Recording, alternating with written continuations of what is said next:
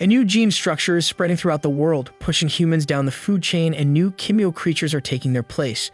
Improved strength, endurance, and regeneration are only a small part of what distinguishes Kimyo from humans, and their population is now 1/3 of all living things. Kimyo possess harmless abilities. For example, they can change the internal structure of someone's body, creating or controlling its functions. But there are more dangerous talents. A few elite Kimyo have such power that people tremble at their ability to destroy, as this power can lead to the total annihilation of the human race. City of Port of Spain, in the mixed martial arts arena, a new fighter from the Flaming Embers rocket, the human titan She-Heart, appears. The guy's opponent is the lethal spiked Kimyo Quill, who has only 4 losses to his 15 wins. The referee announces the start of the fight, insinuating that she has no chance of winning, and Quill confirms the referee's words by intimidating his opponent. Quill is a cameo with the talent of a porcupine. His body is capable of lengthening both muscle fibers and turning them into sharp needles. The duel begins. She taunts his opponent, accusing him of cowardice over his spikes, and Quill agrees to have a fair round on equal terms. She doesn't trust his opponent, and for good reason. As soon as he's about to strike, Quill releases the needles. That punch is missed by Heart, but he guesses that Quill can only release spikes in isolated areas and for short periods of time. Heart purposely allows his opponent to get close and land a few punches, and when Quill relaxes, the man goes on the attack, preventing him from focusing and releasing the spikes. Kimyo comes to his senses and throws needles about to win, but again, she is more nimble. He manages to change his flight path and land a right hook on his opponent. The man is putting Kimyo down with blow after blow until his fist is planted on the spikes. Quill thinks he's won, but that was Chia's plan, keeping his fist on the spikes. He strikes elsewhere, knowing that the porcupine can't go wrong in different areas. 1 hour later, Chi won the fight with Kimyo, but was seriously injured in the process. The guy is flushing blood in the bathroom when the local hooligans walk, and they bet on the man losing. And now they think Hard owes them restitution. She suggests that the guys close the door to discuss the case. A minute later, he comes out of the bathroom and has a nice conversation with Demalia. The girl invites the handsome man to come to the party, but he refuses again and asks just to give him his fee. The guy takes the money, and already on his way out, he asks Demalia to clean up the locker room. Later that night, she lays down in the bathroom to relieve the pain after a hard fight. The guy swallows painkillers, but he realizes he'll have to endure it further to avoid being out of work. In the morning, Hard is greeted by his buddy Tevin, who has known the fighter for 15 years but has never seen Chi bring home a girlfriend. After talking, the friends go to Blazing Embers, a dojo where athletes from poor families train. The boys are coached by Leo Thomas, an old veteran and hero of the war against Kimyo. Master Leo has become a father figure to the athletes, teaching them their talents and their fighting skills. The old man explains to the boys several times at a time how to use their abilities properly and makes them believe they are unique, so they can become real warriors and not ordinary fighters of the human race. Chi and Tevin prepare for training, and Buddy teases Heart, imagining what will happen when Leo sees his bruises and finds out about his underground fights. To get back at his friend's jokes, she turns the conversation to his girlfriend, who takes the guy by the nose. In the meantime, the master trains young Azum, but when the guy is already exhausted on the floor, Leo lets him go and moves on to Che. She tries to pretend everything is normal, but Leo already knows about the underground fights, and the enraged old man angrily scolds his ward. Not holding back, the master slaps Shi's face, causing sparks to fly out of his eyes. The old man would have continued to punish the boy, but Rokesh Rampersad, one of the strongest Kimyo, with whom Leo has long had a strained relationship, enters the room. The guys side with the master, and Leo asks Rokesh to leave, but Kimyo is not happy about this attitude, and he declares in front of everyone that Leo Thomas is his former teacher. Despite this, the athletes still ask the thugs to leave, and a heated conflict breaks out in the gym. Rokesh asks for a sparring session, but the old man tries to hush up the quarrel without a fight, and he demands that the former student leave with his comrades. Enraged, Kimyo threatens the old man, promising to show him his true strength before he dies. In the evening, she stays in the rocking room to help the master clean up. The boy asks the teacher to tell him about Rokesh, and the old man confesses that the villain has always been an arrogant but very strong student. Leo recalls that as soon as Rokesh learned about his superpowers, he began to humiliate and ridicule his friends. And one day, he even destroyed his comrade right in the dojo. Ship promises his mentor that he will kill Rokesh if he ever comes to the gym again, but the old man only laughs at these words, reminding Chi of his weakness. The old man lets Chi go home, but instead the guy goes to the doctor to check his health after the fight. The doc prescribes new medications for the athlete in case of any injuries, checks his eyesight, and once again he asks the guy to stop and not take any chances for money in the underground ring. The doctor shows Che the results of his examination. His organs don't have time to recover from fight to fight, and sooner or later it may end badly. But Hart, as usual, laughs at the worries of the others, and after thanking the doctor, leaves. Leo does not leave the hall. When the door opens behind him, the old man knows who is behind it. Rokash returns to the dojo knowing that no one is near the teacher. She calls a friend and says he's worried about the teacher. But Tevin is sure Rokash will be afraid to threaten old Leo. Relieved, Hart decides to leave the showdown until morning. Meanwhile, the rocker is already engulfed in flames and Leo notices a gunshot hole on his stomach that Rokash's nephew gave him. Rokash angrily orders the old man to acknowledge his superiority, but Leo refuses, calling the apprentice irresponsible and wanting to right his wrongs. Leo Thomas, who turns out to be Kimyo, activates his talent, the Flame of the Phoenix, and with a bright fire he brings down his rival. The former student and teacher collide in a battle, and despite his age, Leo is much stronger. Using aerial attacks, he prevents Rokash from activating his superpowers. Despite the advantage, Leo loses his strength due to injury, and on his last breath, he robs his former pupil of his eye. His nephew manages to pull Rokash out before the building collapses. Leo Thomas remains in his dojo forever, repeating the name of his favorite Che. Standing in the rain at his teacher's grave, she listens sadly to the words that are dedicated to the great master. Hart's friends suggest that he avenge the old man in a few months. Rokash will have a tournament, the winner of which can fight him one-on-one. The team wants Chi to represent their jock at this tournament, but the guy doesn't understand why he should. He's the only one of the groups who has no talent. The friends don't accept the objection. Everyone remembers that the master thought Hart was the best in their dojo, and they are ready to support their comrade, but he will have to step into the ring himself. 4 months pass. The company arrives at the Rokash Enterprise Arena, where they are assigned a separate locker room. Tevin also performs for the Blazing Embers jockstrap, and he and Chi get ordinal numbers. Tevin's girlfriend asks him to be careful, and the guys get ready to go out. A speakerphone announces the tournament organizer Rokash, who Chi's team looks forward to seeing. Rokash is introduced as the most powerful man in Trinidad, one of the top strongest men in the world, and with an impeccable reputation. The announcer tirelessly lists the merits and riches of Rokash, calling him a local prodigy. The presenter does not forget to mention the death of Rokash's mentor, silent on the fact that the hero himself got rid of his teacher. She can't listen to the presenter's enthusiastic speeches any longer. He can't wait to be released in the ring. The team gathers for a meeting. The danger of the tournament is that it allows you to defeat your opponents by destroying them. Tevin realizes that the master would punish them for participating in such fights, and he doesn't even tell his girlfriend about the real rules of the tournament. It's Tevin's turn to step into the ring, and his opponent is Sunra's untouched Kimyo, whose speed is second to none, making sure he hasn't suffered a single injury in his entire career. Tevin looks at his opponent with a smile, bragging to him about his merits. Sunraz, on the other hand, wastes no time. He throws the first punch and Tevin falls to the floor. Untouched reminds his opponent that no one has ever been able to defeat him, and this fight will be no exception. But Tevin gets up, and the battle begins with renewed vigor. She supports his friend, realizing that he is clearly weaker than Sunraz. But Kimyo's speed is so fast that he manages to create doubles from his residual images, and Tevin has to fight off several opponents at once. Chaos ensues in the ring, and the audience can't figure out which fighter is leading this round. But finally, Tevin uses his hidden fake superpower and transforms into a rhinoceros. Wearing the rhino skin, Tevin becomes much stronger and more elusive than Sunraz, but his opponent's speed is still his trump card, and the armor can't resist his attacks. She shouts out clues to his friend, reminding him of his teacher's lessons. The main thing is to find his opponent's weakness, which usually lies in his talent. Tevin begins to think, imagining where Sunraz might have a gap, and he manages to use his opponent's speed against himself. The audience, referees, and Rokash himself are amazed that Tevin was able to defeat Sunraz.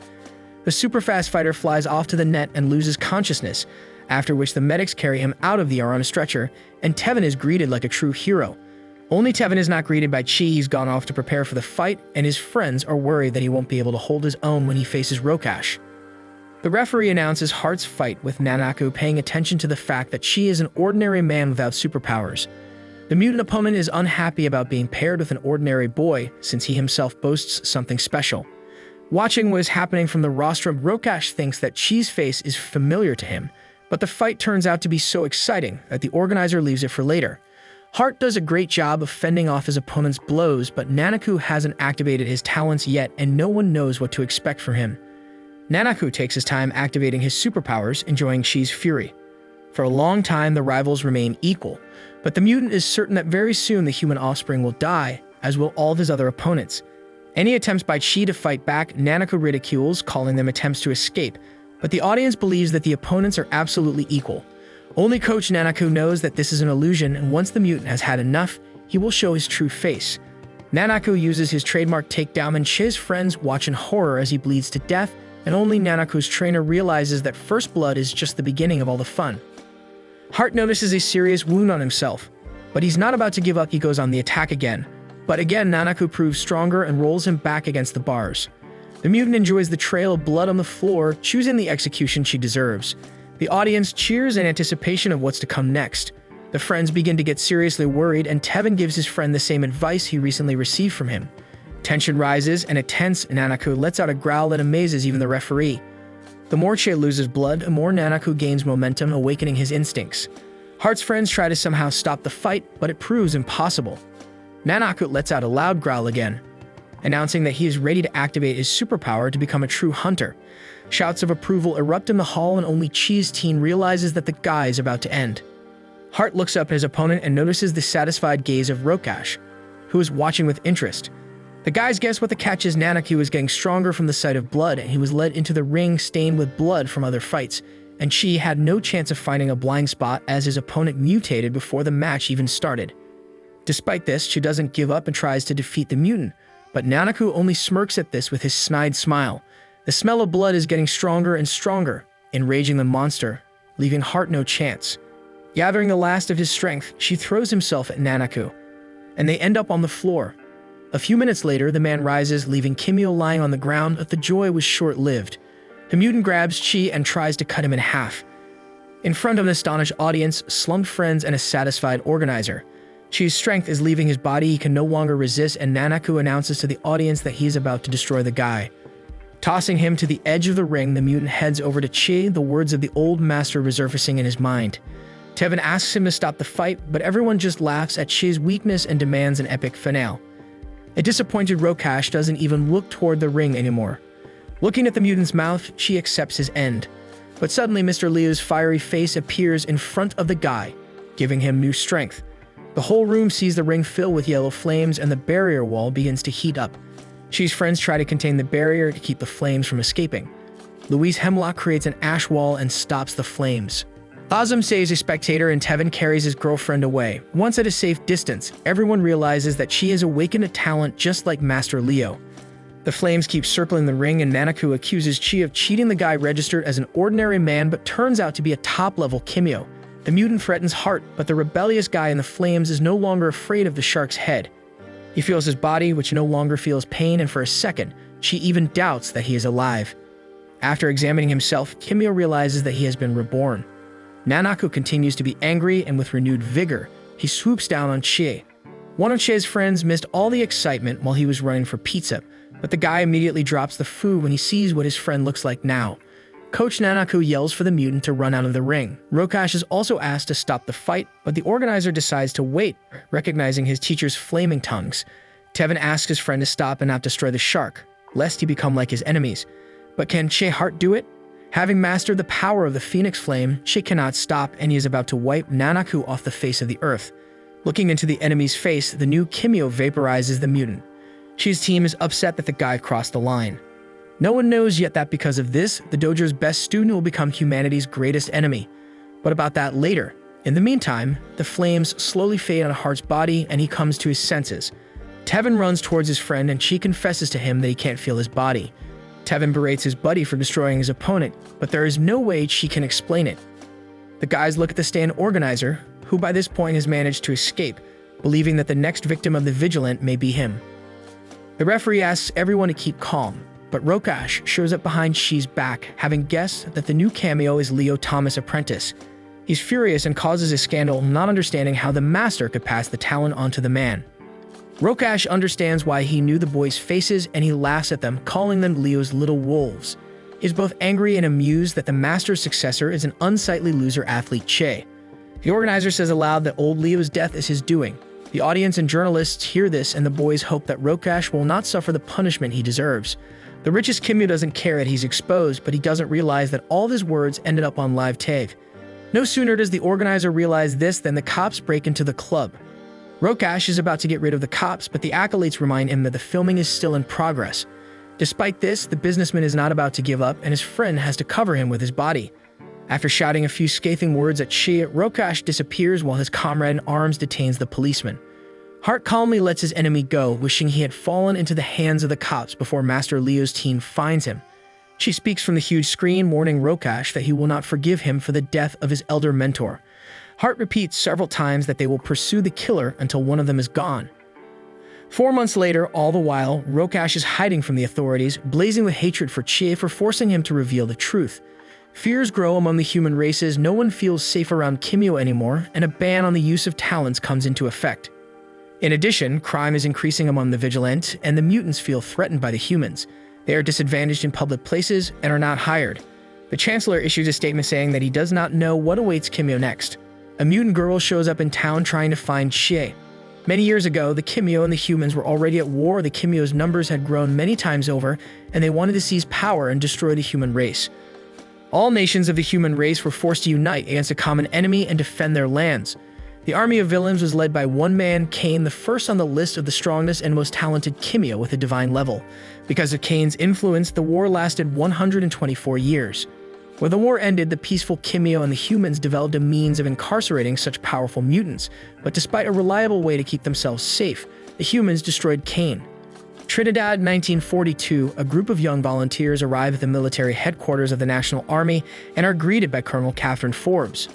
The girl introduces herself to the young soldiers, many of whom have lost their parents, and immediately divides them into two camps, Kimyo and humans. From this day forward, the teams will become part of an army in the fights against Cain. The training turned out to be harsh, but the young soldiers received plenty of food and clothing. Many of the young men found it hard, but most of them had nowhere to go. Elsa and Tevin notice a lonely boy and offer him friendship, to which he happily agrees. One day, the headquarters is attacked by Cain's troops. Colonel Forbes realizes that there is a traitor in the camp, but she leaves the search for him for a more peaceful time. Major J.B. Altham, nicknamed Spider Wolf, arrives at the camp.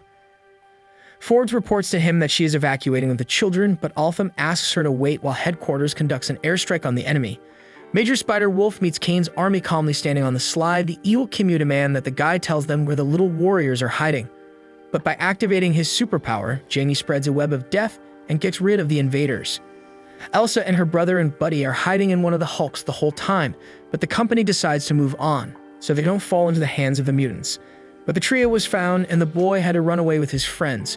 To protect Elsa and Tevin, the boy decided to fight an army of monsters, and suddenly his hair burst into yellow flames, and he was able to get rid of his enemies, while the Major went on to destroy the second part of the army. Looking at the charred remains, the boy realizes what his purpose is. He proudly declares to the Major that he will save others and gives his name Leo Thomas. Shay looks longingly at the photo of the pictures of his teacher, Leo, and he and Tevin getting their first belt. But the story shifts back again to 1957. The war is still going on, and somewhere in a trench, a young soldier asks the sergeant to leave the dangerous place. Instead, the sergeant asks to wait a little while, and a plane appears on the horizon, flown by the now familiar Major Altham. With the help of the young soldier, the Major opens fire on the army of evil mutants. But when that stops working, the private gets out on the wing and goes into active support mode. The monsters are about to attack the approaching plane, but it proves too late. Standing on the plane's wing, Private Leo covers everything with golden flame. The enemies scatter in different directions, screaming, while the Allied army looks on in admiration at how easily the young soldier defeated an entire army. Private Leo is proud of himself too, and he asks the Major to let him go to the ground to help the army there. The Major does not allow the soldier to leave the plane, but he does not listen to orders and jumps from high ground. The evil Kimyo tries to get rid of the Punisher while he flies. Meanwhile, Spider Wolf interrogates one of the generals using his talent and knife skills. The commander agrees to tell everything he knows, and Spider Wolf rushes the confession to stop Leo, who plunges everything around him into flames.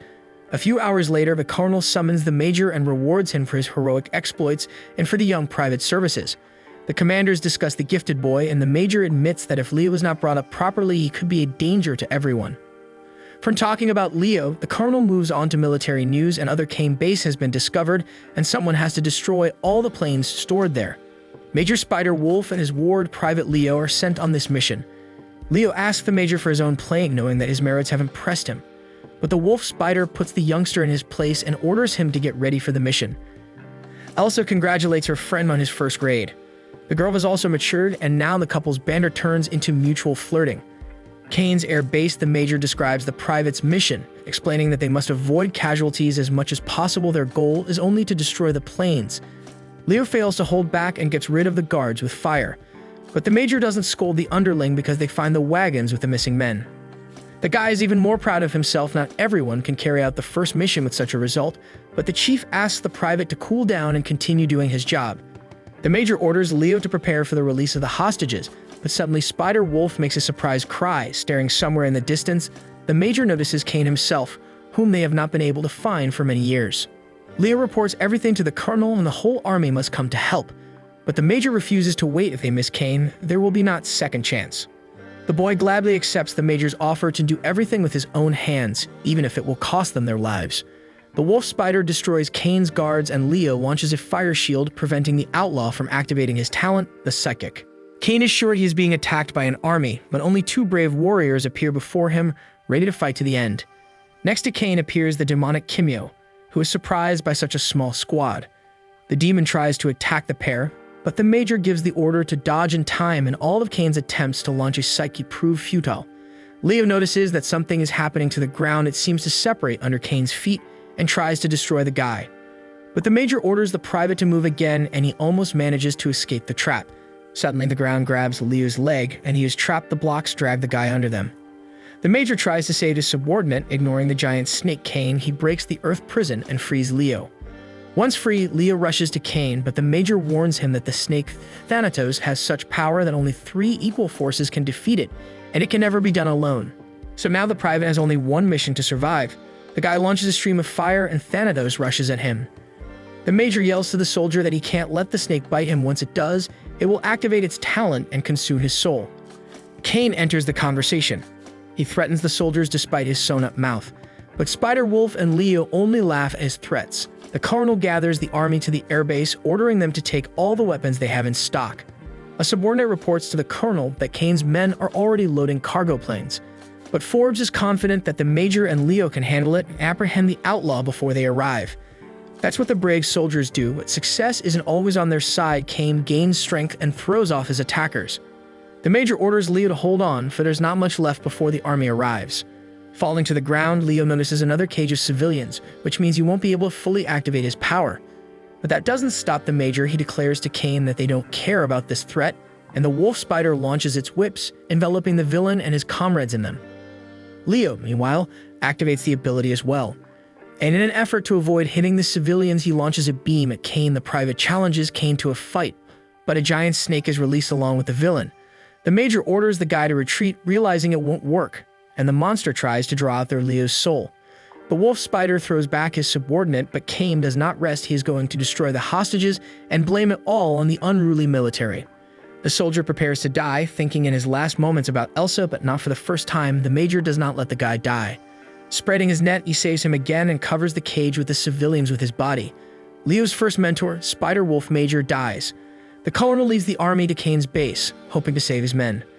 But on the hill, they are met by Kane's army, which has grown even larger since the last encounter. Kane laughs at the fragility of the Major's body, and this angers Leo even more. He decides to continue the battle, no longer restricting himself to the use of force, but Kane convinced the boy to come to his senses and switch to his side to pull his talents. Leo transforms into a fiery knight and prepares to attack the villain. Colonel Forbes also commands the start of the operation and smashes the enemy tanks, leaving an entire army behind him. The story is carried back many centuries to Greece, where 4 brothers came into the family and became the first Kimyo. Their talents so impressed people that they worshipped them as gods. 2 of these talents now belong to Kane and Leo, so the villain dreams of getting the boy to himself in order to unite and end the man's rule. If he refuses, Kane promises true fear for it. But Leo does not agree to serve evil and destroy the earth. He also cannot forgive the villain for the death of the Major, believing that he was like a father to him. Leo is very worried and tells the dead teacher that he would like to exchange places with him. Kane is going to destroy the boy for disobedience, and Leo realizes that he cannot defeat Thanatos' talent, but he is willing to give his life in the name of the fight. Kane attacks the private, leaving him no chance. But the guy doesn't stop fighting. Then the villain orders the serpent to devour the rebel's soul. Leo fights the snake with the last strength, and when Kane lowers the shield, the guy makes a decisive dash and wins. The souls released from the snake fly around. Leo goes to the cage to free the living people. Kane is informed that everything is ready for his departure. The colonel commands the army to rescue the civilians and capture Kane, but it finds only Leo lying on the floor. The villain has escaped. The colonel mourns the major and lifts Leo into his arms. A month later, a hospital in San Francisco. Leo is promoted to major and receives a visit from his fellow officers who inform him that Kane is dead. For that, the guy and his dead supervisor are honored as heroes, but Leo blames himself for the wolf spider's death. There are 3 ways to become a Kimyo, not counting receiving a gift at birth. First, talent transfer, where the possessor can mentally transfer his or her talent to a receiver. The method is reliable, but it leads to the fatal outcome of the one who gives his abilities. The second method, extraction, also lethal and also illegal, which causes Kimyo the most agony. And the third way, possession of the object. Extremely rare, but it happens that talents develop not in a human child, but in an object. By obtaining such an object, the possessor can use its power. Che thinks that the ban on the use of talents came into effect at a very bad time because for many years there was no better spectacle than a fight between 2 Kimyo. And Leo's jock always took part in the best matches, and the strongest Kimyo quietly walked around the streets of the city. But the boy remembers again the old days when it was different. The Battle of Waterloo, 1815. The soldiers of the British Army are defeated, and one of the privates asks the colonel to call the Reaper for help. Blucher replies that he has already requested assistance and now only has to wait. Kimyo were a rarity in those days, but they have won many wars. A messenger asks the general to send a Reaper, and the commander turns to his own son, who is already ready to take to the battlefield. Jack the Reaper rides to the aid of the army, having received orders from his father to return alive. Noticing Kimyo approaching, the British immediately lie down in the trenches, knowing that a mercy strike may hit them as well. The French do not understand what is going on. A lone soldier rush at them, drawing the admiration of Napoleon himself with his courage.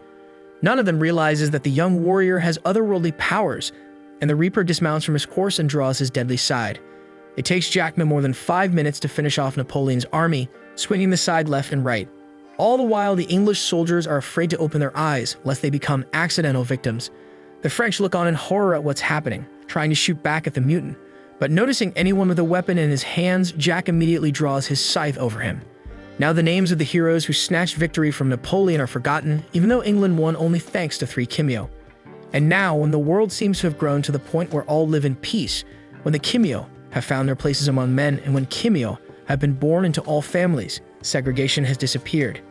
Many Kimyo began to use their gifts for the benefit of humanity. Some of them added beauty and color to this world, and each of them tried to protect his brother walking beside him.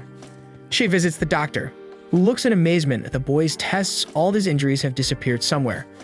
Hart proudly informs the doc that he is healing thanks to his talents, but the doctor has never seen this before, as even Chi's extracted tooth is back in place and his eye has recovered.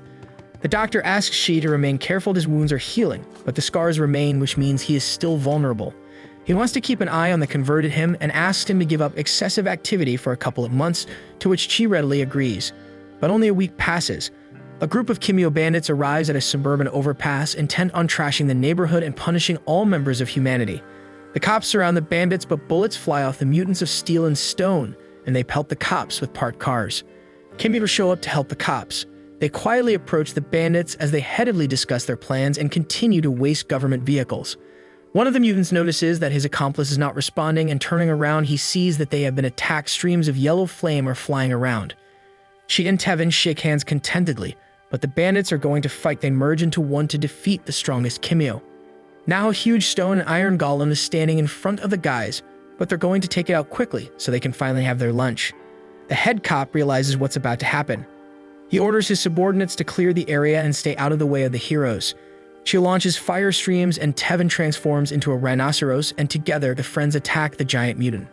The battle begins, and when it becomes clear that the bandits have no chance, they ask Chi to stop and laugh together at their amusing joke, but Chi is unstoppable. He throws a flaming spear at the giant, and the stone monster explodes into hundreds of pieces, taking his true form. The cops arrest the bandits, and the inspector thanks Kimyo's guys for their help. Che leafs through the girl's diary, admiring her sister Yukiko Hart's grades. She asks her brother to take her with him, and she promises to do so if she gets first place in her class. After spending only a short time with his sister, Che leaves, promising not to disappear again. The boy returns to the Hemlock Mansion. At the mansion, the fighters begin training. Andrea, the granddaughter of Leo Thomas, gives them a mission. The boys must move her, and for that she will reveal to them the secret of her talent. Tevin challenges himself to be the first to show his strength. Turning into a rhinoceros, he moves forward, but Andries stops him and asks him to practice looking for other images.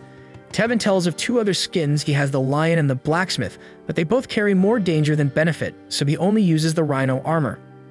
Despite this, Tevin decides to show off the lion's skin and is activated in front of his friends.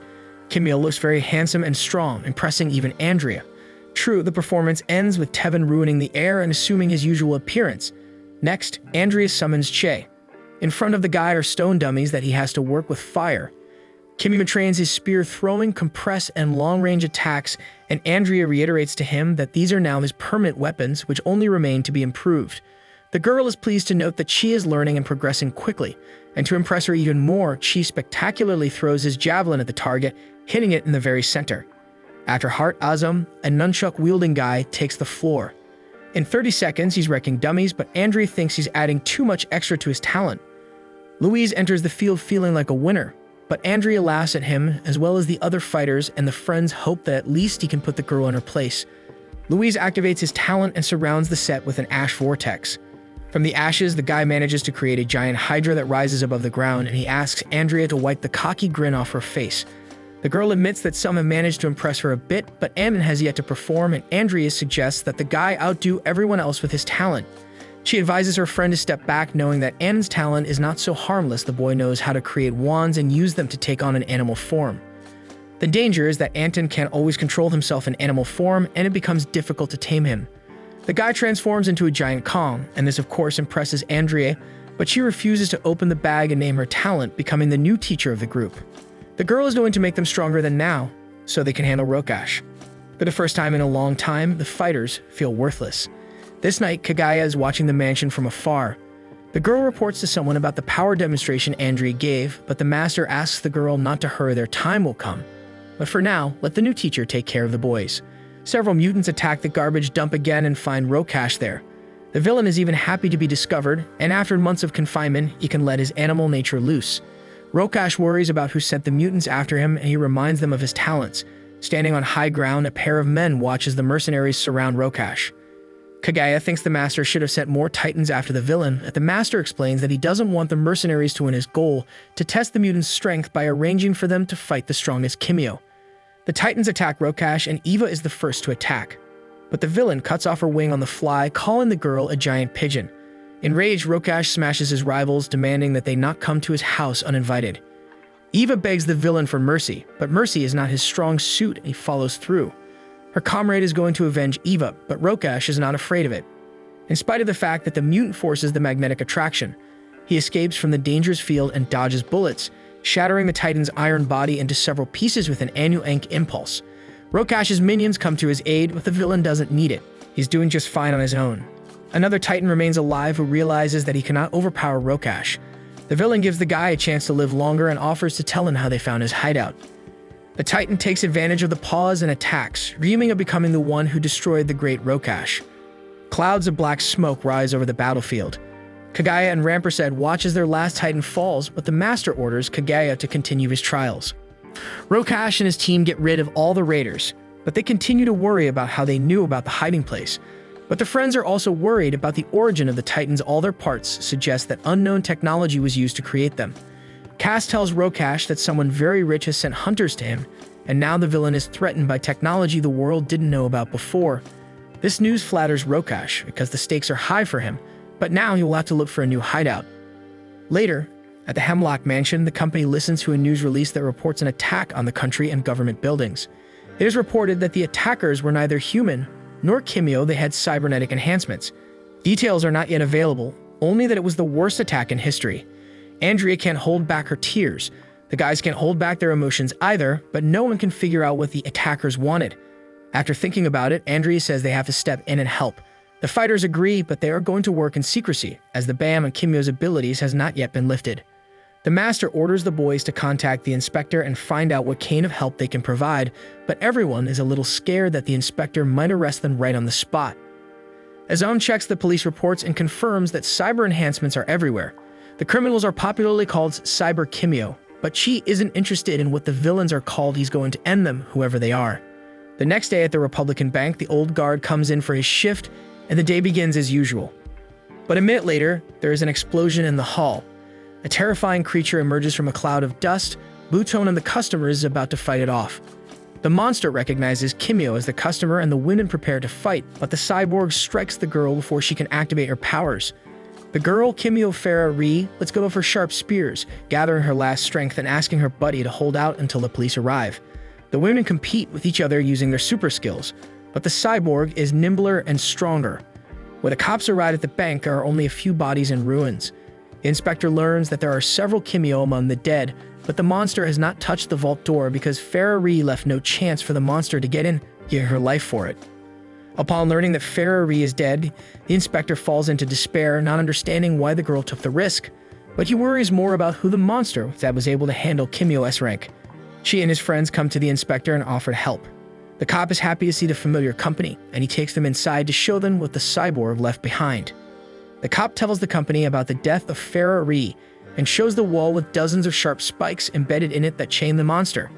Despite her many wounds, the cyborg lives on and laughs about how she destroyed the girl. Tevin remains in the mansion, interacting with the students of the kindergarten run by Hemlock. The director has had to pick up the kindergartners after hours while their parents rescue victims of attacks on the city.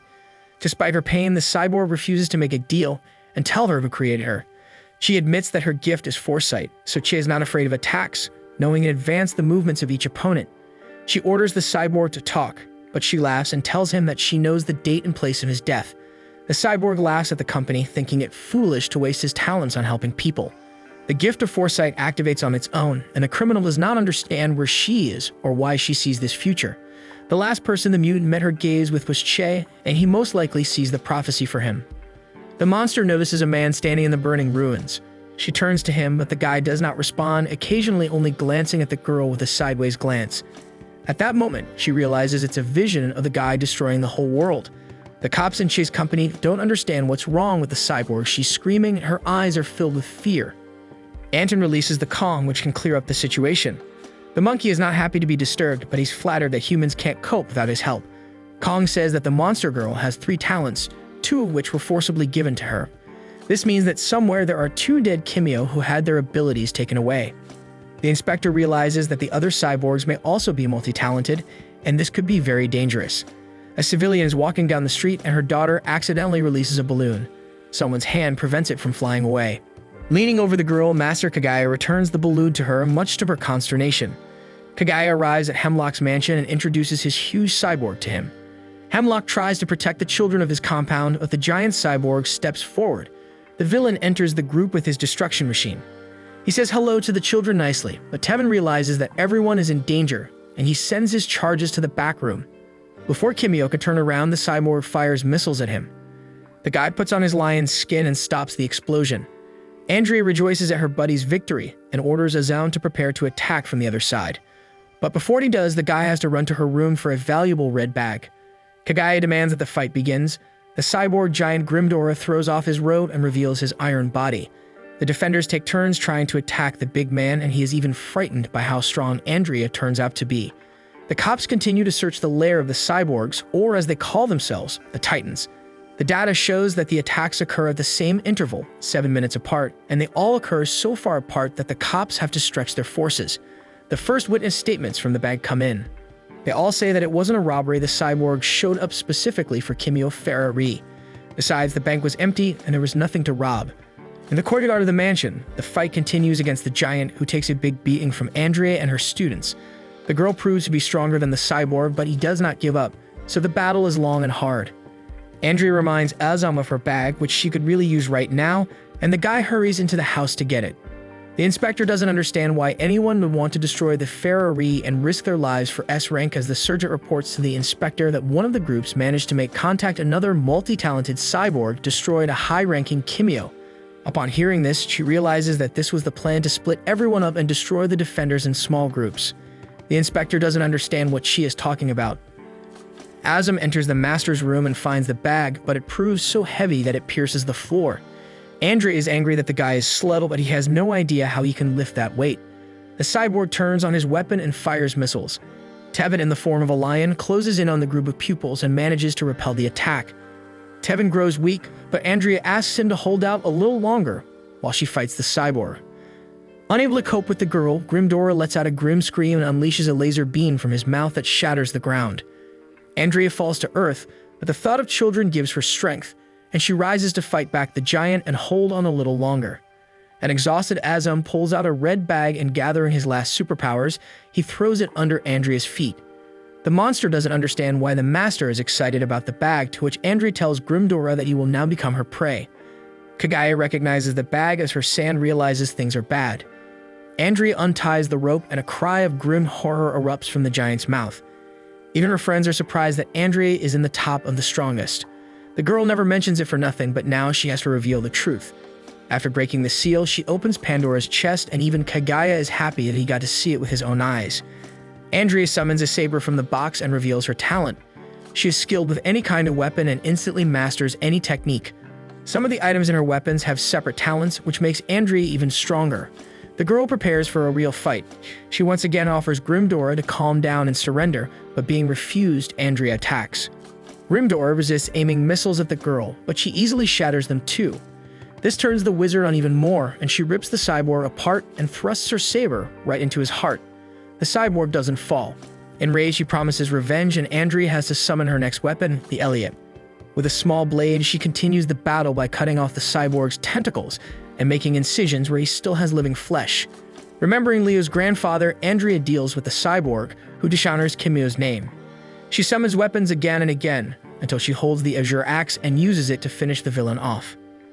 Finished with the cyborg, Andrea turns to Kaguya, inviting him to be next, but the evil master offers to talk a little first. He promises to tell her what he's here for if the girl will give him time, but that's when she returns. Seeing the villain, he throws a fiery spear at him from afar, and then Kaguya offers to start the battle.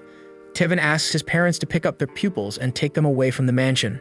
The boy realizes that a serious battle is coming, but he drops out because the lion's pelt has robbed him of his powers. The others begin to fight Kaguya, but the evil master only laughs at the warriors, believing himself invulnerable and fighting the fighters as equals. Anton uses the rod, but the villain easily jumps over it, dodging his blows. She comes to his friend's aid, and the fire sticks attack Kaguya from all sides. She's body begins to catch fire, and torrent of flames tosses the wizard against the wall, preventing him from uttering a word. Hart blames the villain for Ferrari's death, but it becomes bad news for the villain as well. He wanted the girl alive. Dodging punches, Kaguya still tries to just talk, but the fighters can't hear him.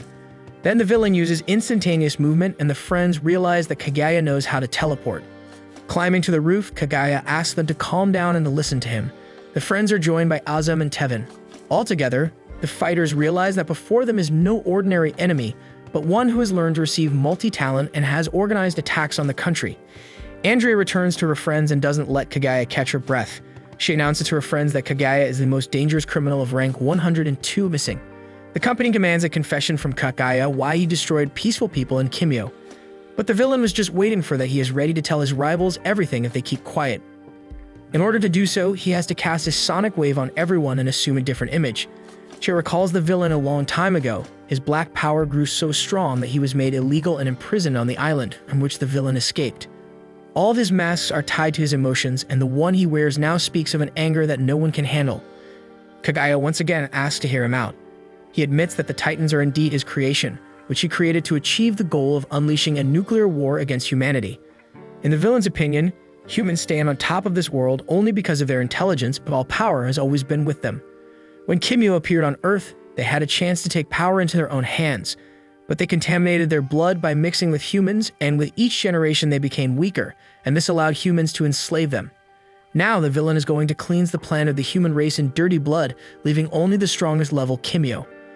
The friends are infuriated by these words, for they are meant to protect those who are weaker, but this only amuses Kaguya.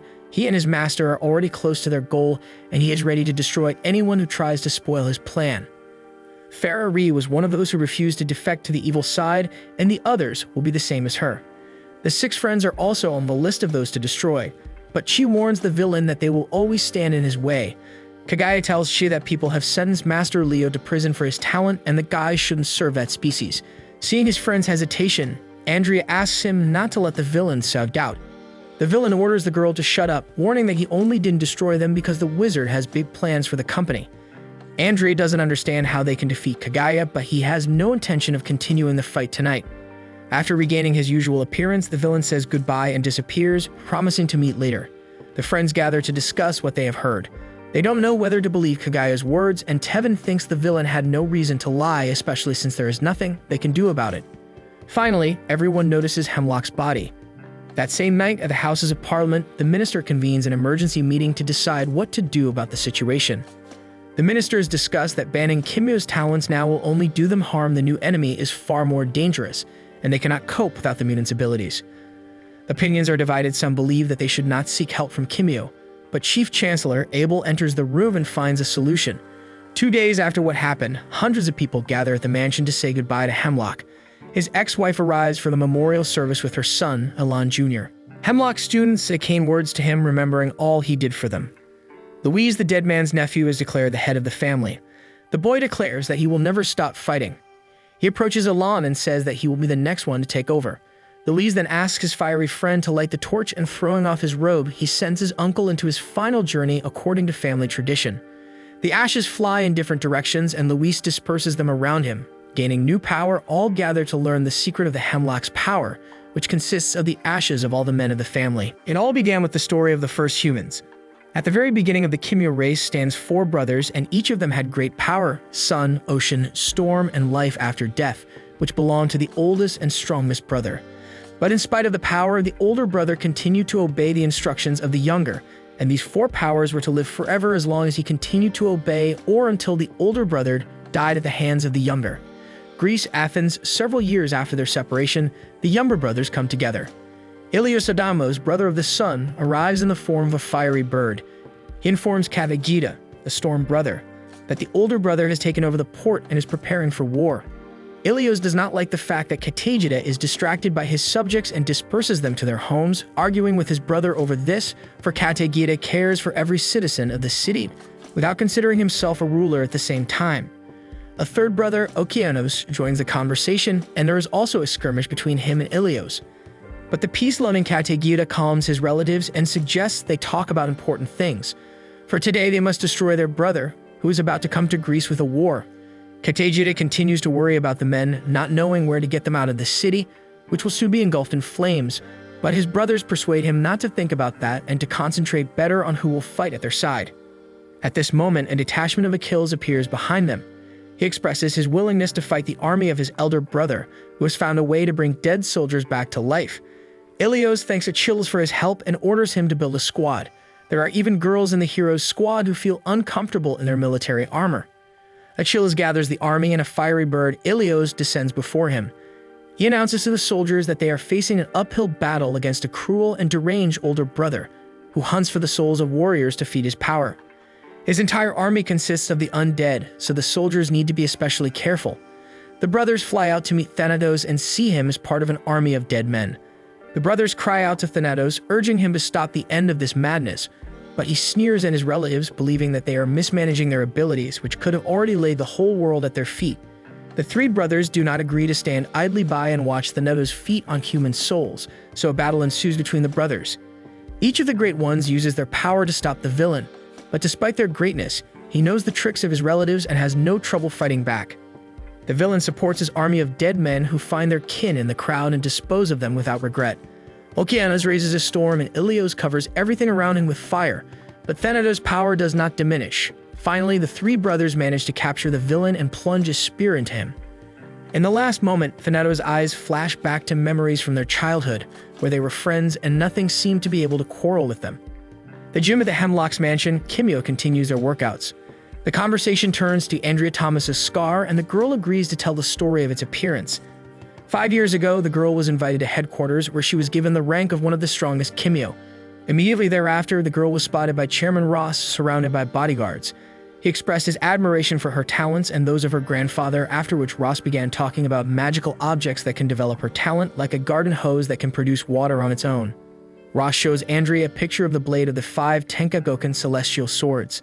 The blade has a desire of its own to kill every skilled weapon master, to become the most coveted weapon of all. But since the blade cannot move without its master, it possesses everyone who wields it, taking over the mind and body.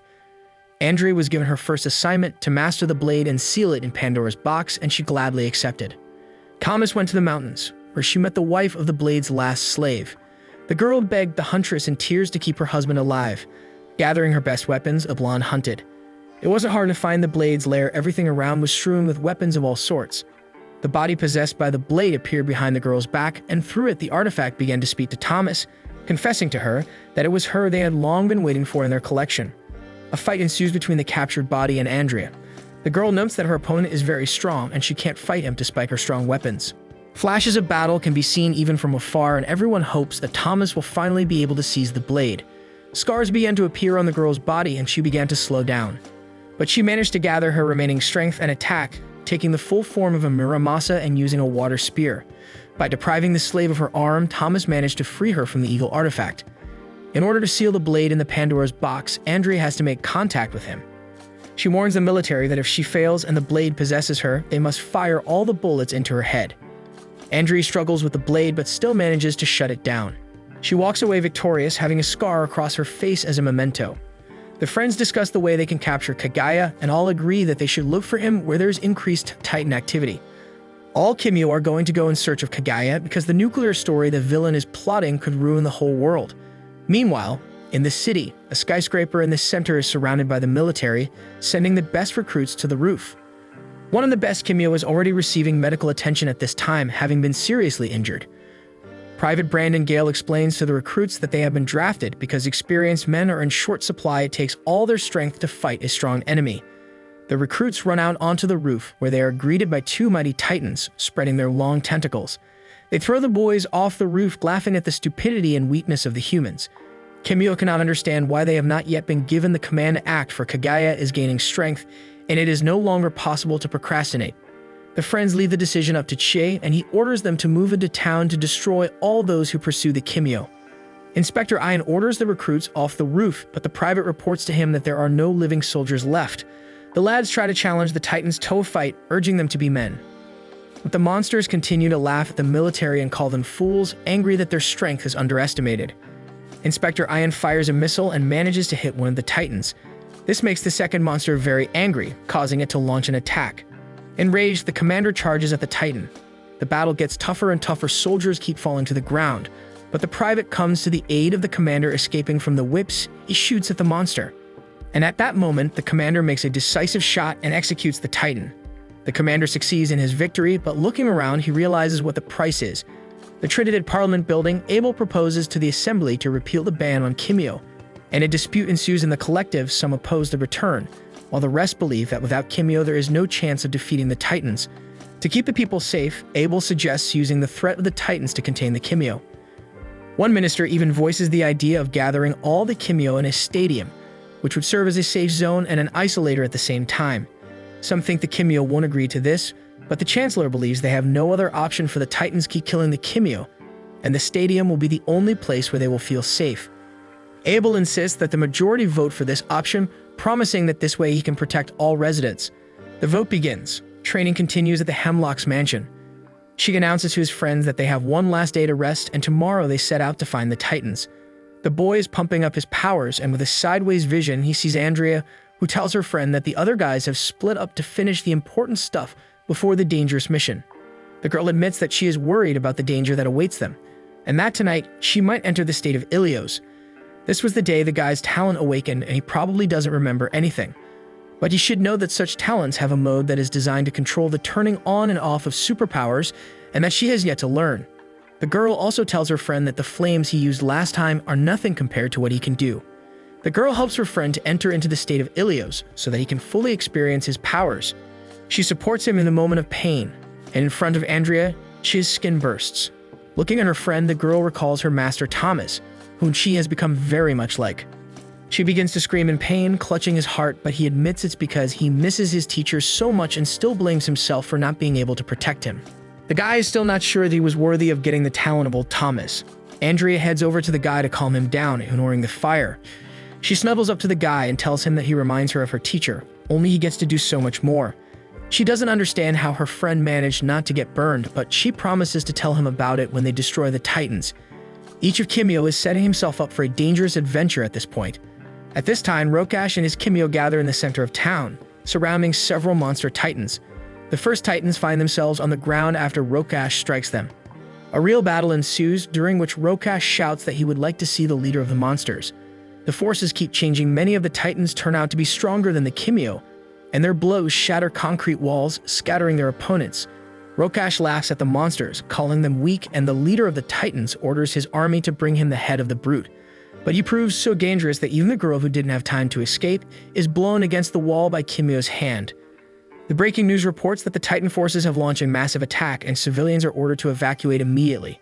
Captain Avril Hoff assembles a squad and informs them that today they will have to fight something they have never dealt with before. A squad of Chi arrives to help them. Ian has vouched for everyone, and the Kimyo ban does not affect them. The military warns the Kimyo that their priority is evacuation, but Andrea makes it clear that they are here to find the Titans. Inspector Ian emerges from the helicopter. He greets the incoming Kimyo and orders everyone to get ready. The inspector shows his comrades his super suit, which was created specifically to fight the Titans after examining their remains. A second similar suit is given to Private Brandon, who brings with him another melee weapon, also created from materials thrown by the Titans. The inspector divides the squad into two groups, one responsible for the evacuation and the other going with the inspector to find the Titans. Andrea decides to go along with Ian, sending Anton to the roof to spy on Kagaya. Kimyo's squad spots Cass Santiago, the group's eternal enemy. The friends ask Shi to pull himself together and protect the civilians, promising to catch the guy later. Anton looks out for Kagaya when suddenly he is attacked by Rokash's bodyguard, Joneli Honor. Shi and Tevin continue to search for the Titans, but Shi cannot get rid of the thought of Rokash, to which his friend tells him that most likely the enemy has long since left the country for fear of being caught. Suddenly, an explosion rumbles nearby and the boys see Rokash. The officers cover the evacuation of the men from the advancing Titans, and Andrea comes to their aid. While she fights the monsters, the soldiers try to get their comrade out from under the rubble. A giant Titan appears outside, and Thomas orders everyone to retreat. The fire the soldiers open on the giant proves pointless, injuring him even more. The monster's fist descends on the soldiers, but Private Brandon and Inspector Ian in super armor emerge beneath it. The heroes attack the monster using weapons made of titanium alloy. Meanwhile, Kimyo meets up with Rokash's nephew, Cass Santiago, and a fight breaks out between the guys. Kimyo remembers that the enemy was at the school the night Rokash killed the master, which means he was involved in the murder as well. The battle gathers momentum, and the Kimyo use all their capabilities, but Cass only laughs at their weakness without revealing his talent or making it clear how they will act. Cass's punches turn out to be very strong, and there's no way the guys can overpower him. They use the hand of justice, the ashes of their fathers, and the five-pointed palm. But even that proves to be nothing compared to his foe's incendiary skill. He scatters his opponents in different directions without removing a smile from his face. Cass is surprised that the Kimyo survived his third-level explosion, but he admits that it was not yet a talent, and only now he is ready to show them his abilities, expecting to finish off his opponents for good. With the tattoo removed from his neck, Cass plans to use his incendiary art. Anon 2 enters the battle with Joneli, and their forces prove to be equal. At one point, the battle stops and Joneli acknowledges his opponent's prowess, expressing regret for what happened to the master. Even as Monkey Kimyo continues to fight, Joneli tells him that he is proud to be an opponent of Master Leo Thomas' apprentice. Despite his respect, Joneli warns the boy that he is not prepared to spare him because it is his duty to protect Rokash. Realizing that his rival is not kidding, Anon assumes the guise of calm.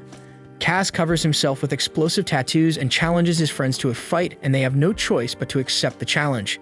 Explosions scatter debris in different directions, and Cass doesn't understand why the guys don't give up. To show them the seriousness of the situation, he lifts up his shirt and reveals at or so covered in deadly explosive tattoos. The bandit directs a wave of necropolis at his enemies, but the Kimyo do not retreat. Louise orders his comrade to hang on, once again summoning the ashes of his fathers in all their might. As the lad surrounds the enemy with a cloud of ash, his friend catches up with Cass to keep him out of sight. Cass's mood changes as soon as an arrow flies nearby. On a horse made of his father's ashes, Louise suddenly attacks the enemy, causing him to panic. Cass finds himself in the water, but he is even better off that way. The runner cannot interfere with his battle with Louise. The bandit has no intention of giving up, constantly thinking of his uncle Rokash, whom he wants to serve. Standing up, Cass prepares to attack, but suddenly Ozan manages to get on the water, and he summons Karen. Rokash laughs in Shi's face, offering to tell him how the old man trained him, and this angers the lad, but the outlaw advises him to keep his cool. Unwilling to put up with Rokash's taunts, Tevin summons a rhinoceros hide and prepares to attack, reminding his enemy that he has been hiding from them for 2 years. but the villain continues to laugh and taunt his rivals. Ilio's fire from Chi doesn't scare the villain either. He's sure the guy doesn't know how to wield his talent, and there's no need to fear the flames. So Rokash continues to piss the guy off, speaking ill of Leo's teacher. She tries to ignore it and concentrate on the battle. Teaming up with Tevin, he attacks Rokash, but the enemy turns on his superpower, Burial Anu Ankh.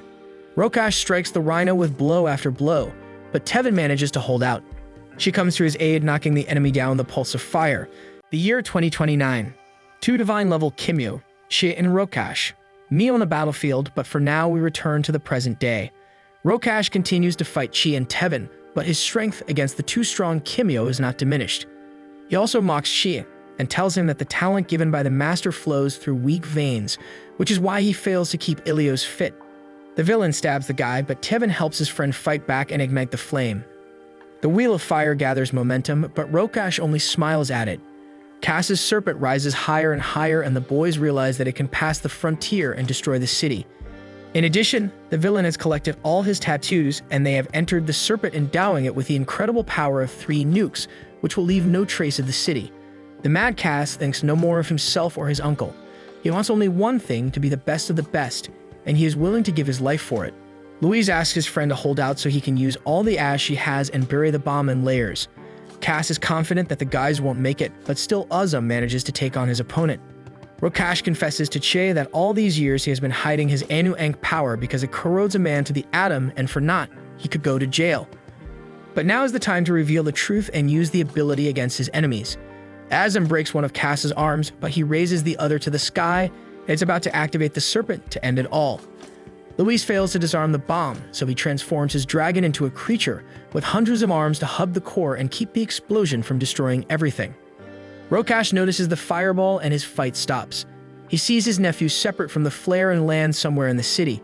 Azam and Luis find the stricken Cass and make sure they've managed to stop him. It's about time they head off to help the others. Jonelli tells King that if he's going to fight the Shadow, he can't have any serious opponents among the regular Kimyo. But for now, he sees that the guy can't be relied upon. At which point King flies off into a stone wall. It is as if Jonelli is teaching Anton, urging him to become stronger and not to show weakness. Realizing that the Shadow will not be so ceremonious with him, his opponent urges King to think and to use his every thought in battle for the sake of victory. Jonelli takes on the full attire of becoming a fearsome monster, and he advises King to use this experience in the future if he can survive now. Anton and his double rise up against the monster, despite the difference in size.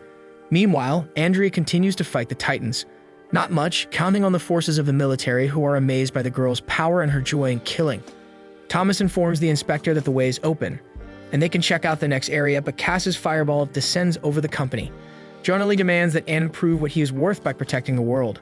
Struggling, the monkey and his doppelganger gather all their strength, thanking their rival for making them act. Using his staff, King rushes out to attack, and despite the monster's taunts, he manages to do him harm. Remembering his teacher, Anton is confident that he can hold out and prove that he is a great Kimyo. The monster is in pain, but King does not stop. He enlarges his staff to a celestial height and delivers a decisive blow to the monster as he dies. Jonelli wishes Anton good luck, wanting to defeat the Shadow and save the world. Rokash and Shi continue their confrontation, constantly remembering Leo's teacher. Kimyo does not understand why the villain hates the old man who raised him as his own son and sided with him until his last day. As they talk, Rhino collapses the building on his enemy, but he gets out again. This time, Rokash asks the boys to stop for a second and listen to him. The villain tells his rivals that after discovering his talent, he will surely be arrested and locked up. Rokash doesn't have time to finish. Chi attacks him with flames and sees in the guy, his old mentor.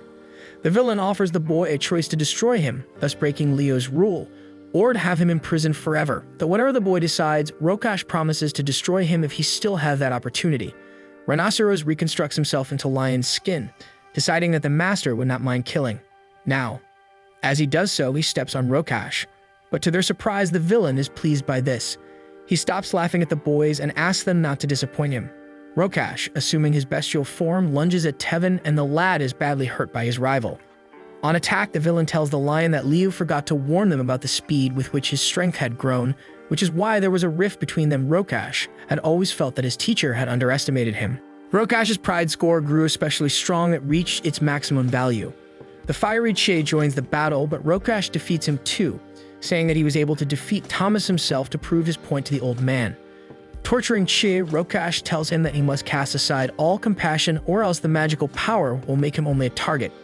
Chi and Rokash go under and the villain proceeds to lecture his rivals, reminding them that they are all rejects in Leo Tama's orphanage. Leo tries to punish his enemy for these words, but Rokash once again proves stronger, and Temin flies off into the wall. Rokash thinks that the boys have proved to him that he is the only worthy disciple of Leo who has been able to create something worthwhile out of his power. Since the boys have failed to prove him otherwise, the villain is going to destroy them, ridding this world of the memory of Leo. But that's when the rest of the team comes to the boys' rescue. Gathering together, the Kimyo attack the enemy king uses the staff again, and Rokash finds himself in the pit, watching as Leo Thomas's disciples surround him. Louise uses his father's ashes to surround Rokash with them, but the villain is ready to take on the challenge of the whole company again, mocking their weaknesses. King has to use the staff again, and Azam appears nearby to support him. Louise suggests that the friends use the wolf hunting principle, but this somehow amuses Rokash. He asks the Kimyo where Cass disappeared to, not believing that weak students could have done anything to his nephew. The Ash Boy covers his enemy's eyes with his tentacles, and he is terrified that the Kimyo might have found his weakness. Rokash is not wrong. Louise realizes that in the name of powerful attacks, the enemy has sacrificed agility and defense. One by one, the Kimyo begin to strike using their strongest techniques. They remember their deceased teacher again, and in the name of remembering him, the boys set out to finish off the assassin. Rokash uses his last chance to activate the Pharaoh's protective eye, opening a portal and escaping. While the Kimyo are discussing what to do next, Rokash finds his nephew, and instead of pity, he crushes the guy, accusing him of letting him down. The villain is furious that he entrusted half his talent to the wrong man. And now it becomes obvious to him that Shadow has the advantage that the new generation is totally unprepared to fight real evil.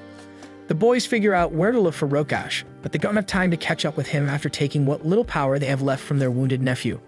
The villain returns and offers to continue the fight in the guise of the Golden Pharaoh. The company is transported to a royal savannah park to take a break, but Rokash finds them and offers to fight instead of sitting back. For this is the only way they can unlock their potential land, become a truly high-level Kimyo. The villain explains to Chi what qualities he needs to pump in order to become a true heir to his teacher and not remain a one forever. Somewhere in an unspecified location at this time, a Titan general is connected to the surveillance system, monitoring what's going on and reporting everything to Kagaya. He in turn relays the information to his lord, the Shadow, who believes that Leo's disciples can in no way interfere with his plans. In addition, Shadow believes that in order to destroy a powerful enemy, he must be allowed to win and shed a lot of blood, so that in time even his allies will turn their backs on him. Another round of battle begins in the park, and the Kimyo try to tear apart Rokash, who encourages them and asks them to show all they can. But no matter how hard the Kimyo fight, a villain is stronger, and Azam becomes the first to be very seriously injured. Rokash unleashes huge tentacles that appear faster than King manages to chop them, making it harder. To this, the villain explains that his power is not only calculated to give him power, but also to protect him, which envelops his body. Pharaoh doesn't even have to do anything to do this. His protective pyramid will go after him wherever the ground is. But this does not frighten Chi, who lights a fire and launches an attack, starting the wheel of the chariot of fire again. Fending off attacks, Rokash explains to the lads that they have been brought to this place on purpose. In this way, Shadow simplifies his task by getting rid of the unnecessary warriors. Rokash is even willing to admit that this may be his last fight, but he accepts that the Kimyo have good abilities and are not as weak as he thought. Andrea tells the inspector that she fears for her friend's Rokash is too strong for them, but Ian asks his friend to think positively, promising that they will save the group. This conversation is listened to from the roof by the Titans, led by the general. The inspector and Andrea have to stop so the girl can catch and interrogate a high-ranking Titan. To help her do this, Ian plans to stage an attack on the monsters. Before the fight, Ian cheers up his girlfriend by telling her that she are the cutest couple. In gratitude, the girl tells the inspector that she appreciates his support for the Kimyo while the others are turning on them. The Kimyo boys lie on the ground, and Rokash tells them that his advantage is that he doesn't value any life as much as his own. This is to separate himself from the weak. Lying unconscious, she sees a teacher who helps him get up. This surprises Rokash, while he is sure that now it is not long before Leo's successor finally falls. Rokash doesn't understand how Leo could be proud of a loser like Che, and it makes the guy so angry that he doesn't give himself time to recover and immediately starts another fight. Andrea happens to be nearby. She recognizes Rokash and determined to get back at him for his broken life. The girl swears to the villain that she will end him. She is as happy as ever to see her friend, but she is disturbed by the boy's injuries. Looking at him, Andrea realizes that the others have been worse off and Che fears that no one is alive anymore. Andrea orders Che not to be afraid and to go into battle mode, bringing real flames down on Rokash, not the one he's been stoking all along. The guy is afraid he won't be able to control himself, but his girlfriend manages to convince him. Finally, she summons the real estate of Ilios, and Rokash recognizes Leo Thomas's fighting mode. Looking at the boy, Andrea sees him as his father, and she is sure Leo would be proud of his successor. Now that she has fully incarnated, Andrea agrees to tell him her secret. Che too activates the Ilios state and is covered in fire. This is something no one expected. Her friend explains to her mate that her father gave her some power to be around and protect Chi by becoming fireproof. As such, Andrea can fight alongside Chi without fear of getting burned. Rokash is furious that he doesn't get anything from his teacher, but Chi reminds him of the choice he made. They trade it. He begins the hottest fight since their feud, and Andrea repeatedly demands that Rokash confess why he hated Audley and whether he regrets what he did. But Rokash continues to feel safe. He feels like his talent has covered his entire body, and none of the fiery heroes can penetrate his armor. Watching Che fight, Rokash guesses something else. He recognizes the guy as the legendary Heart, a superhero who is rumored to have a secret child. The villain is convinced that she is the son the code has been hiding for years. She is ready to break his promise to the master and destroy Rokash, looking at how many people have died at his hands. He strips him of his protective trappings, and seizing the moment, Andrea thrusts his sword into him, putting all the power of his teacher and friend into the blow. Many years ago, still young Leo Thomas returns home with his son Jamie, and there they are greeted by the old man's wife, Elsa. Rokash, Leo's student and his son's best friend, approaches the laughing family. He brags to his teacher that he has again managed to win first place in the competition, but Leo does not share the boy's joy, looking at his wounds and beatings. Offended, Rokash leaves, and Leo confesses to his wife that he is worried about the student. At this rate, he will soon bring himself to misery. That same night, the Thomas family sits down to eat dinner, but no sooner have they finished their meal praying than there is an explosion in the house. Hearing this, Rokash goes back inside. Leo grabs his wife in his arms and covers his son. He orders the family to leave for the Heart residence so he can find the culprit himself. After catching up with the intruder, Leo sees the shadow in front of him, who begins to threaten the old man that sooner or later his family will be done away with as well. All this is revenge for Thanatos from his descendants, which is meant for the descendants of Ilios. Shadow applies the blood talent, and Leo has to activate the power of Ilios. The warriors stage a battle ride in the middle of the street, and Rokash comes to the old man's aid. The boy takes the form of an Egyptian pharaoh, and the old man leads him into battle. Leo tells Rokash that the shadow is the one who has been hunted for 10 years, and in battle, it is very important to make sure that the enemy can't cut anyone. Kimyo begins the fight against the Titan, and Leo orders his apprentice to chase the undead away from residential neighborhoods. In the meantime, Elsa and Jamie arrive at the Heart residence, but the boy is not happy about hiding while his father fights the monster. The door is opened by Chi's parents, and Elsa tells them that her husband is in trouble. The battle with Shadow is in full swing, and the Titan is leading the way with his blood talent. Leo demands that the apprentice leave, but Rokash refuses to leave his mentor alone. Lord Hart and Jamie Thomas arrive to help the Kimyo. After assessing the situation, Chi's father catapults himself to the ground and is about to fight Shadow one-on-one. Shadow remembers Sabito well after their last encounter, when Hart left a scar on his enemy's chest. Now the Titan is about to avenge the gift, and the fight begins. During the fight, Shadow invites Sabito to join the Dark Squad again, but Hart doesn't even want to hear such a thing. The sun appears on the horizon, and Kagaya comes for Shadow to take the Titan to a hiding place. The Titan has to leave, but he promises that he will return for more to turn the bodies of his enemies to ashes. Standing over the wounded Rokash, she realizes that all along he has been covering for his nephew Cass, who actually killed old Thomas. Thanks to his special ability, the villain manages to show Chi and Andrea a flashback of his memories to relieve his soul before he dies. Rokash also manages to warn the young men about the Shadow, with whom they will have a harsh struggle. He informs them of the Titan's weakness for sunlight and pure gold. She realizes what they have done. Only Leo and Rokash could resist the Shadow, but neither of them are there anymore. It will be up to them to save the world from the Titans, but Rokash himself realizes that he is to blame. Having let his emotions get the better of him, he has put himself at risk. Rokash offers Chi some of his forbidden power, but the lad refuses, deciding to show respect for his strong opponent and not try to take his place. Tears flow down Rokash's face from these words, and he dies with a happy smile on his face. The friends are found by Inspector Ian, who tells them how the battle with the Titans went. When victory was almost in the hands of the army, a man with many masks appeared on the field, and using his power, he made the surviving Titans disappear. Hearing that Kaguya was here, she and Andrea opened their mouths in surprise. Ian asks his friends how things stand with their enemy, and the pair have to admit that they were wrong. Rokash wasn't the culprit all along, and they pursued him for nothing. She tells the inspector everything that Rokash told him before he died. Ian is horrified that the Shadow turns out not to be a fictional character, and now they will have to protect the world from his evil. Ian releases the pair to their friends so they can support each other and celebrate today's victory. But now they will have to prepare for a tougher battle. The nurse examines King and informs him. Then all the damage that goes to the doppelganger is transferred to him. She and Ian examine the Rokash pyramid, wondering what to do with it. She suggests preserving the structure as a monument to who Rokash was, not who he became. Andrea is sure that Leo would approve of this option. Kogue headquarters in Tokyo. The gathering discusses Rokash's demise, realizing that there is now no one who can contain the Shadow. Those gathered realize that they have made a mistake in letting Chi chase the enemy and not explaining anything to him, so now it is necessary to find the next one, the one who can stop the monster. Some hope that the Shadow will never resurrect, but that's all you can hope for. So the meeting decides to engage the divine level and reveal all the cards to protect the world. 53 days later, the Hemlock Mansion. The Chief Chancellor addresses the nation live.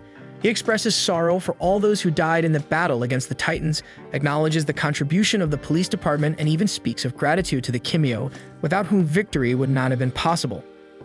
In this regard, the ministers decided to lift the ban on Kimyo.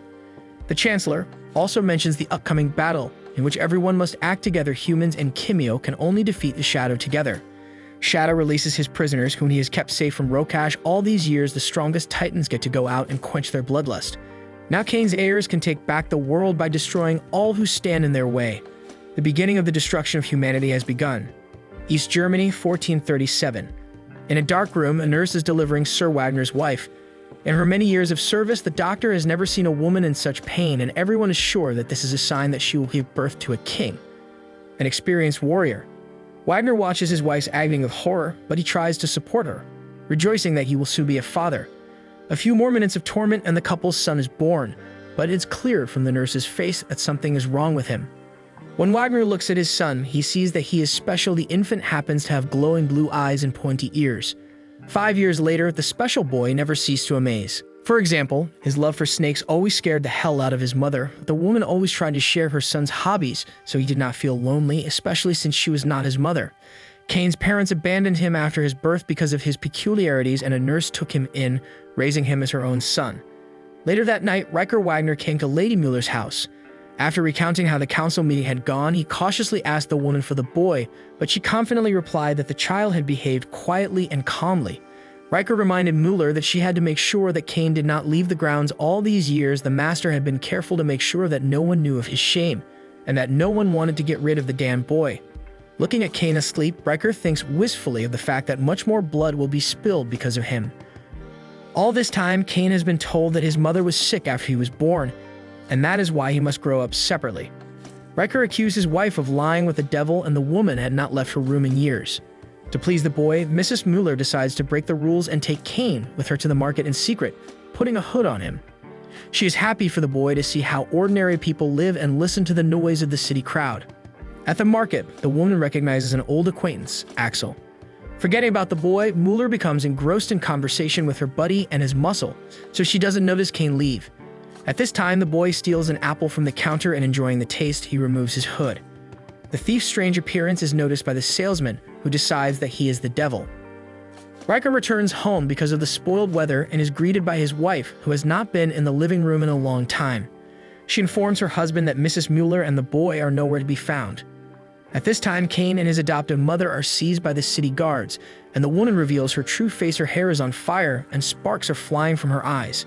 She warns the knights that she will kill anyone who tries to harm Kane.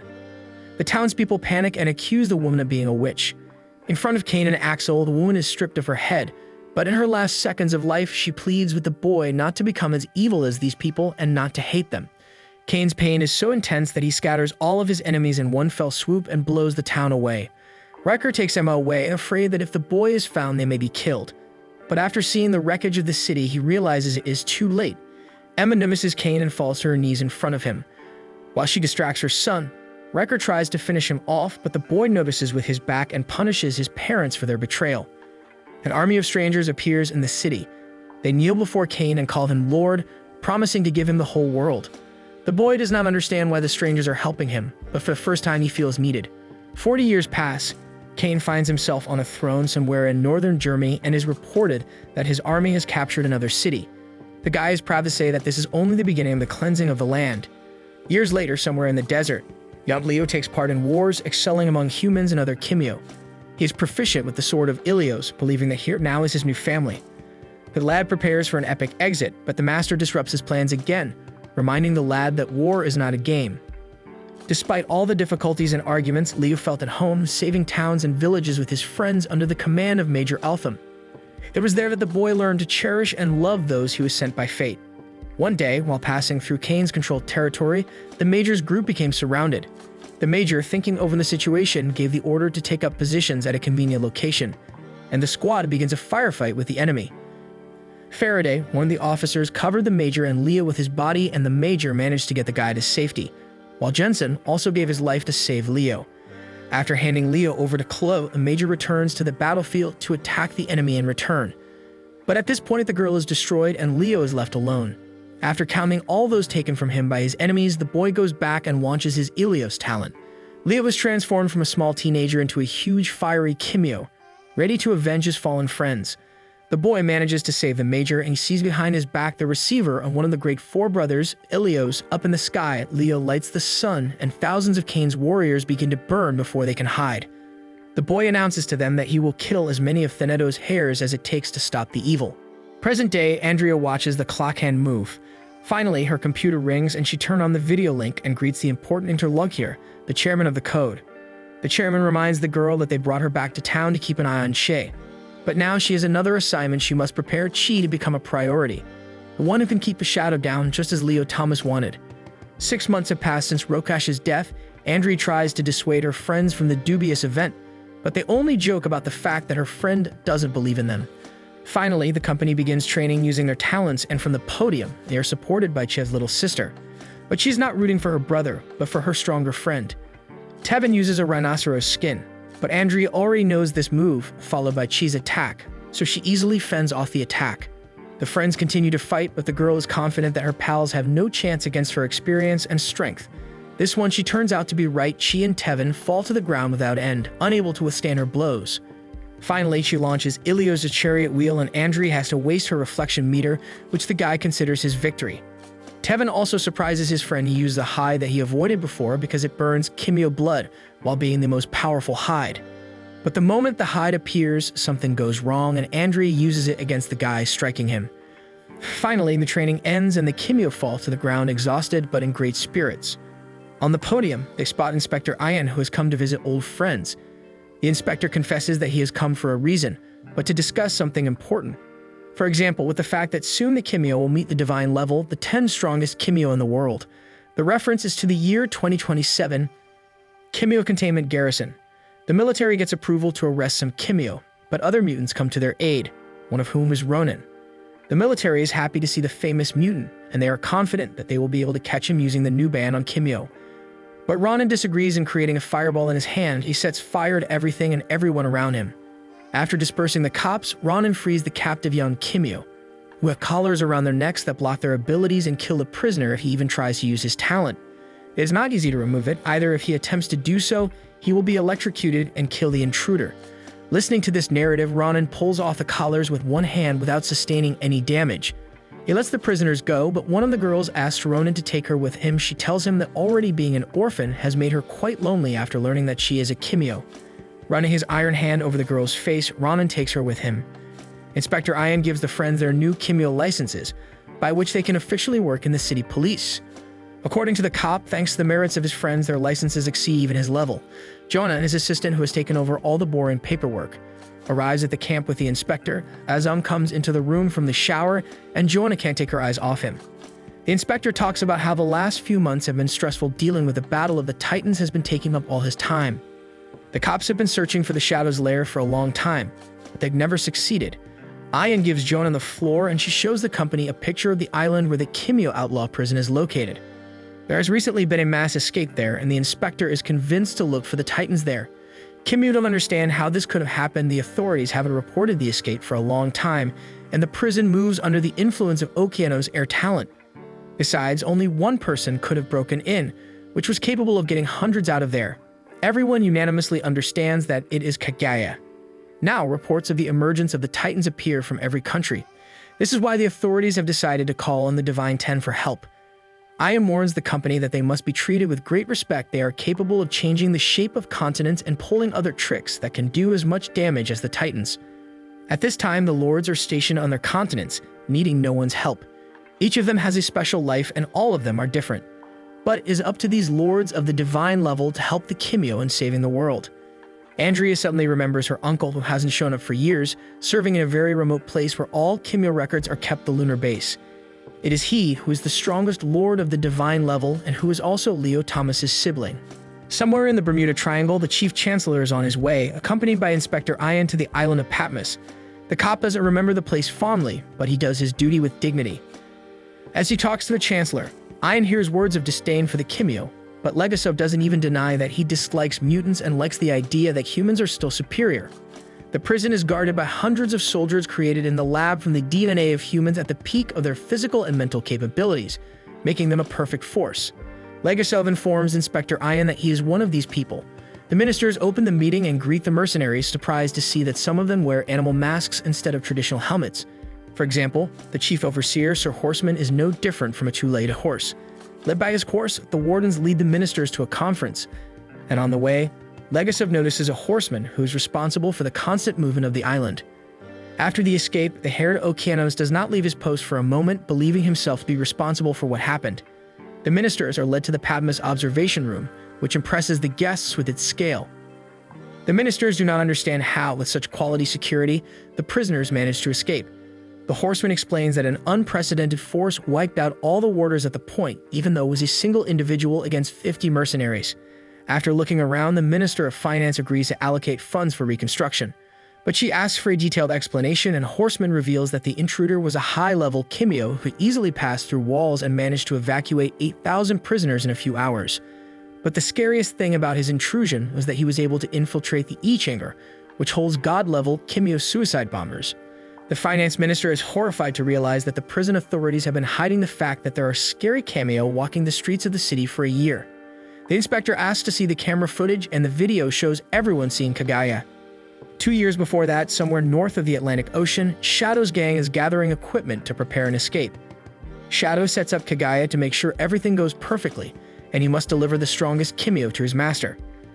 A Titan with dozens of eyes is assigned to assist him. In this, he will scan all the rooms and display an image for Kagaya to move freely through the rooms. Kagaya repeats his plan and advances to the prison, where the changeover is just in progress. Once at the observation point, the monster easily destroys all the waters and heads to the cells to tell the hardened criminals the great news: they can be free. Some of the prisoners don't understand why the powerful Kimyo needs people like them, and Kagaya doesn't talk anyone down. He says that his boss needs the help of those who want to take part in the takeover themselves. The evacuation has begun, and group after group Kagaya evacuates to a safe distance. While the monster went after the next, the Shadow himself came out to introduce himself to the fugitives. 8 hours later, Kagaya is riddled with fatigue. But in spite of this, he has freed an entire army for the boss. One of the prisoners demands that their prison vests and ability-blocking device be removed, and the local doctor handles it easily. Once free, the Kimyo try to revolt against their new master, but Shadow carries out another plan by mixing his blood with the waves. He extends his control, and all unruly prisoners find themselves pierced with spears. To the rest, the Shadow offers to serve him and become part of the new world that will soon be in their hands. Trinidad Police Department Team Shi is taken to the station, where they are cheerfully greeted by Inspector Ian, and the group prepares for a briefing. The police chief brings everyone up to speed on the mass escape and the involvement of the dreaded Kagaya, who possesses 4 masks. A table shows which mask is responsible for which ability, and it becomes clear to everyone that Kagaya has all the qualities to defeat him. In addition, the warden discovers that Kagaya was able to separate the abilities of his masks and his moods so he can control them as he sees fit. The second face in the booth is Tadomaki, a monster with dozens of eyes. Paired with Kagaya, they create an invulnerable tandem, thanks to which the cops have so far been unable to find the gang. But there is also the one to whom all the fearsome Kimyo obey, the Shadow. By divine level order, the cops must stay away from him while they investigate. Inspector Ian joins the conversation. He tells the gathering about the Titans and that there is a base of them somewhere nearby that they have to find. Ian shows a map of monster activity after Rokash is gone, and it shows that the Titans have spread all over the world. The cop's main area of responsibility is Greenland, where activity is increasing at an unprecedented rate. A task force under Lieutenant Brandon is sent there immediately. The chief of police notices Chu's group, and he expresses his gratitude to the teenagers for their help, informing them that 4 of the company are also going on a mission to Greenland. Andrea is put in charge of Kimyo's group, and she must choose 3 friends to go with her. She doesn't share his friend's joy. He thinks the mission is too dangerous for a Kimyo of their level, but Brandon tells him that the divine level has more important things to do, and number 1, Kevin Morales, has refused to waste time on such a mission. Andrea doesn't understand why her uncle is doing this, and the boss is forced to confess that number 1 doesn't know about anything, not even that Leo Thomas is gone. It turns out that it was Code's orders not to inform the divine level, knowing that Morales has the power of Katagita. They were afraid of his reaction and afraid to reveal the truth to the world after the battle with Leo Thomas. His brother was unable to preserve his body and was forever a cluster of light and chi energy. Now, no one can classify Morales, who is no longer human, Kimyo. The Kobolds have not found a reason to lock the creature in prison, but they have decided to preserve his emotional state in order to avoid problems. The company arrives in cold Greenland, led by Lieutenant Brandon, and they are greeted by Jamie Thomas, the same son of Leo. Andrea throws herself around his neck, happy to meet her father unexpectedly. Jamie greets the boys, whom he can call brothers, and the friends bow their heads respectfully, glad that they have a chance to talk to the master's son. The Major talks about how he has wanted to meet the receivers for a long time, but his work at Code headquarters kept him from leaving Japan. After escorting the boys to the house set up for them, Jamie stays with his daughter to find out how she manages to cope with the old man's inheritance. He asks the girl if she has told her friend who he really is, but Andrea admits that so far she hasn't had the courage and hopes the old man will do it himself. Looking after Che, the Major mentally speaks to his father, Sapito, assuring him that he can be proud of his son. Meanwhile, Azam is assigned to hack into the city's video surveillance systems, and Luis watches from high above the buildings. An alarm comes in from the town cafe, and Luis goes to check it out. His intuition is right. A Titan has been discovered in the cafe, and an ashy Kimyo is preparing to attack. The guys settle into the hotel, and Brandon speaks to his subordinates, hoping that he will be able to carry out his first mission. The lieutenant receives his first assignment. The squad must contribute to the safety of the residents in the face of the alarm, or rather, they will go to a gala where all the former officials will gather. There, the Kimyo must make the Greenlanders feel confident that the government is handling the elimination of the Titans. The Kimyo arrive at the gala, impressing each other with their stylish costumes. Anne feels terribly uncomfortable, hoping to get it all over with as soon as possible. When Andrea appears on the stairs, the boys forget themselves, struck by her beauty, but they are even more surprised by the sword the girl has hidden under the sleeve of her dress. She is the most at a loss for words. He cannot take his eyes off her. And when he tries to pay her a compliment, he gets some absurd phrase. Having come to their senses, the guys check the connection and report to the lieutenant that everyone has taken their seats. The task of the company is to behave in such a way that all the guests feel safe. The rest is the military's job. The audience prepares for the speech of the Prime Minister of Greenland, who thanks everyone for attending the event and happily talks about how he has managed to create a beautiful country where Kimyo people live in peace. The crowd raises their glasses, and Che's team notes that the Prime Minister has turned out to be a pretty good guy, that people love him, and he runs the country very well. One of the women in the audience persuades the young men not to stand aside and join in the fun. Che and Andrea even agree to dance for the sake of it. During the dance, the boy admits to his friend that he would like to rid the world of war and protect all civilians. Touched by her friend's words, Andrea decides to tell him a secret about his parents right now. The girl fails to do so because an explosion occurs in the building. The bodyguards shut down the minister, but the Titan still manages to get close to Peterson and take him hostage. One of the Titans notices a group of Kimyo, but he notes that they are all still teenagers and are not to be feared. Despite this, the leader orders the mercenaries to destroy the guards while he takes what they came for. The Prime Minister is lifted to the ceiling by a giant Titan spider, and to save him, she summons the image of Ilios. But Soda, one of the Titans who can stop the magical force, stands before him. Anton joins the battle. 10 minutes before, Charles goes outside and reports to the lieutenant that all is going quietly in the hall. But at that moment, one of the walls in the building collapses before their eyes. The guys rush forward, but a second explosion causes them to fall to the ground. The big man who appeared in front of the guys demolishes everything with his huge axe, saying that humans are not worthy to share the earth with Kimyo. In the hall, Anton takes the form of Kong and attacks the Titans, but he gets a serious opponent, Juroheim. She holds his own, afraid to unleash strong flames so as not to harm the civilians. But at that moment, the monster throws Andrea to the ground and pins him down. She's stop tap goes off. He unleashes streams of fire and prepares to wipe out the monsters. Outside, the guys get the command to keep protecting the civilians and destroy as many enemies as possible. The monster who attacked Andrea continues to shower her with compliments intending to destroy her afterwards, but the girl uses her sword and launches an attack. For a moment, the monster thinks it has won. It throws the girl into the wall and neutralizes her talent. But Andrea does not give up, using the octagonal shift. She sees that Andrea is in danger, but he tries to attack the gang leader, who laughs again at the fact that the code sent the children. He attacks the boy with a ranged elemental, but Chi dodges and orders the peaceful visitors to lie down so he can use Ilio's real fire. Hart fights the gang leader using fire at full power. But his opponent is no weakness either. His staff deals the guy serious blows. The big guy on the street fights the Rhine of Tevin, whose armor has become stronger but heavier after training. Monster Ryugatskin, the general of the Titans, persuades the Rhino to switch to their side so as not to humiliate himself by defending humans. The military and Kimyo try to stand up to the Titans, but the monsters won't let the defenders even come near the building. One of the Titans swoops down on the lieutenant and his sword falls to the ground, but Brandon finds the strength to stand up and summon the Greyhounds to continue the fight and protect the guests of the evening. Tevin thanks the giant for the offer, but he chooses to stay with his friends, for which Ryugatskin is going to finish him off. Shortly before it happens, Azam and Louise arrive at the station, where Inspector Ian is waiting for them. He suggests that Azam and Aziz go to the conference room while he and the Ashy guy discuss some matters. After wandering through the corridors, Azam finds his office, but there is a strange surprise waiting for him. An unfamiliar child in a mask is sitting on a desk. Aziz takes a closer look at the boy and his face seems very frightening to the boy, but the bunny overalls relieve Kimyo of this feeling, and he is smiling at the kid, thinking that someone has forgotten him and not noticing the anger that appeared in the boy's eyes after the compliment. Meanwhile, Louise is talking to Inspector Ian about friends who are to work as protectors at the ball. The men's conversation is interrupted by a knock from upstairs, where at that moment, Aziz is huddled in a corner looking at the changed baby.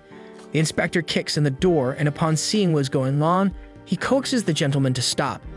But the divine level looks disdainfully at the assembled men and is about to execute Azam. Through the crowd, a frightened stranger runs into the room and crouching before the divine level. He begs for forgiveness, coaxing him to calm down. All this greatly surprises Louise, who has not yet understood what is even going on. Finally, the kid puts the mask back on and sits back in his seat. Aziz exhales, glad to be kept alive after what he said about the cute jumpsuit. Two more men approach the police building, one of whom is a giant old man with a beard and a strange backpack, a god-level Kimyo. The old man notices a baby on the windowsill, and meeting their gazes, the two super gods angrily replace each other. The wall of the police station falls, causing Ian to scream in horror. The old man enters the station and, spreading his arms, he throws himself at his best friend, the boy on the windowsill. Louise continues to marvel, this time at the fact that he sees two divine levels in the same place, a great honor for the boy to be so close to them. The boy holds out his fist to the giant, showing that he too is happy to see him. Inspector Ian introduces the strange guests to the ward staff and asks them to say a few words about themselves. The first to come out is a young guy in a mask.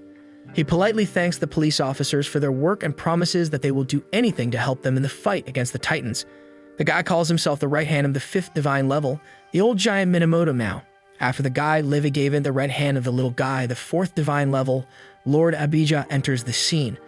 Levi talks about how his lord is almost 50 years old and his appearance can be misleading. Minamoto asks the cops to elaborate on what the Titans have set up on the island, and to do so, the inspector invites Azam and Joanna, who have been gathering information all along.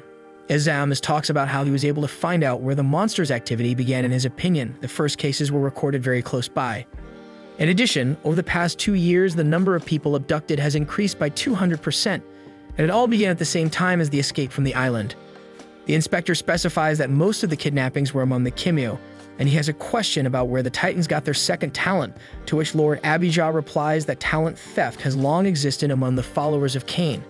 The Kimyo of Divine Power are about to launch an investigation into the emergence of the enemy power and pay special attention to the stolen ones. They ask the inspector to make sure that the island is on high alert at all times during their stay.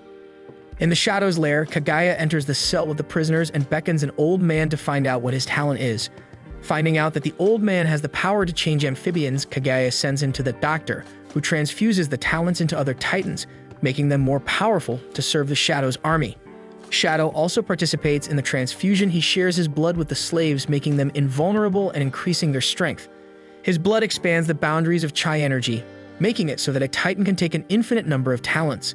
An old man is brought to the young titan general, who realizes that he is finished, but Kagaya assures the prisoner that his death will be of great benefit. A giant dome opens before the old man, from which the head of the serpent cane emerges. Opening its jaws, it takes the old man's talent along with his life, passing the fireball to the young general.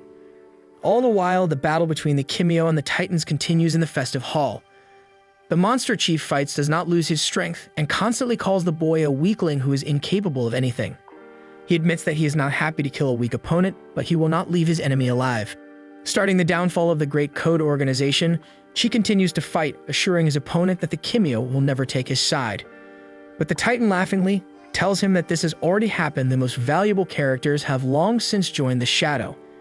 She-Heart is seriously wounded and falls down the stairs.